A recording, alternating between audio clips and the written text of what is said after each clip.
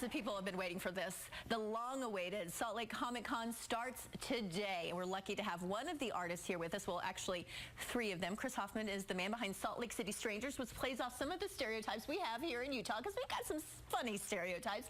And Jeremy Gates is here as well. And then you brought a masked man with you. We picked him up in the parking lot. Oh, you did? Okay, so why not? Now's the time to do it. Okay, let's talk about ComicCon. I'm sure you all are just so excited for what's happening this weekend. Thousands of people will attend. Yep, and it's insane to see how many people are coming. This area is starved for this sort of thing.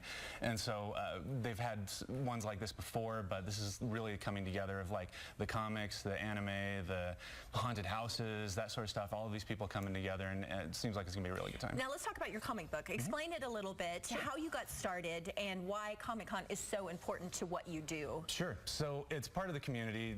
Comics is a big community of people being, a little bit outcasty and whatnot. But Salt City Strangers is a story about how we were actually inspired by Roger Ebert. He had a review for Constantine, where it's a guy who fights demons and whatnot. And he always said, if you're fighting demons, you always have to have Catholics there to fight them. And he said, where are the Episcopalians? Where are the Protestants? And I said, where are the Mormons?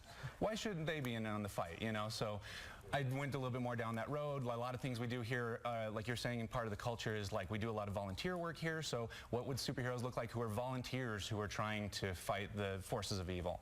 And so that's kind of where we came from that. And then so so there's the Golden Spike, the Gull. The Gull, which we have here. The masked hero, by the way. The Den Mother, son of Bigfoot, and Deputy Deseret.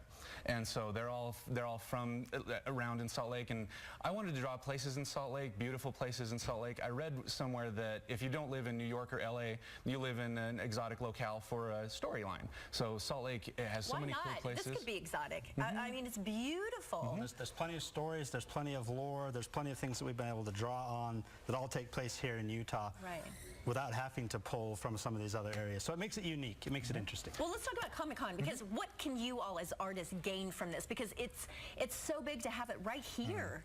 Well, and our comic is sort of a niche market too, so it's people who understand here. It has an appeal for everybody, but specifically we put stuff into the comic that is for Utahns. So when you see like Salt Lake Cemetery, that people are like, oh, I know that place, or you see some of the cool shops in Sugar House, Westminster College, something like that, you can see all of these places and be like, oh, I know that. And if you don't know it, it's not a big deal, but it's a wink and a nod. And so we get to see the people as they come in, and people are looking for like unique experiences with comics. It's not like a movie or something like that. It's something you can hold in your hand, something you have for a while, the collection, and actually meeting the creator. Fantasy of it as well. It's so much fun to read. Well, just very quickly, tell people where your booth is, because I know Salt Palace is enormous. Exactly. Booth 429, the Black Cat Comics booth. Okay. And we're going to be there all 3 days. Well, good luck to you guys. Thanks so much for being here in the Gull. Thank you. I'm not all entirely convinced you're not Scott Hawes under there.